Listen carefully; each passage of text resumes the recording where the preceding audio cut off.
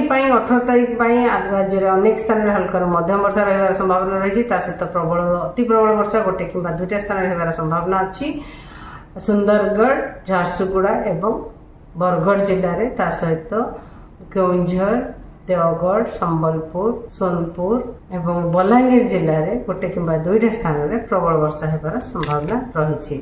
19 तारीख में राज्य अनेक स्थान में हल्का मध्यम वर्षा रहा सहित गोटे कि 2टा स्थान में वर्षा सहित बिजुली घड़घड़ी और झटका पवन रही संभावना रही मयूरभंज सुंदरगढ़ केउंझर जिला बिजुली घड़घड़ी येलो वार्निंग जारी करा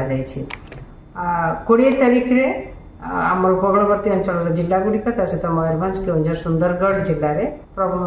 वर्षा सहित बिजुली घड़घड़ी और झटका पवन 30 ରୁ 40 किलोमीटर पर आवर सहित राज्य में किसी स्थान में हल्का मध्यम वर्षा होबार संभावना रही 21 तारीख में राज्य में अनेक स्थान में हल्का मध्यम वर्षा रहा सहित प्रबल वर्षा गोटे कि 2टा स्थान होबार संभावना रही मयूरभंज केउंझर एवं नॉर्थ ओडिशार जिला गुड़िक गोटे कि 2टा स्थान में वर्षा सहित बिजुली घड़घड़ी और झटका पवन रही संभावना रही इवन पुरी खोर्धा नयागढ़ जिले में 22 तारीख में राज्य अनेक स्थान में हल्का मध्यम वर्षा रहा सहित मयूरभंज केउंझर में गोटे कि 2टा स्थान में प्रबल वर्षा होबार संभावना रही 23 तारीख में मयूरभंज बालेश्वर जिले में गोटे कि 2टा स्थान में प्रबल वर्षा होबार संभावना रही मत्स्यजीवी मानक वार्निंग जारी करा आज काली जोटा कि 17 तारीख और 18 तारीख में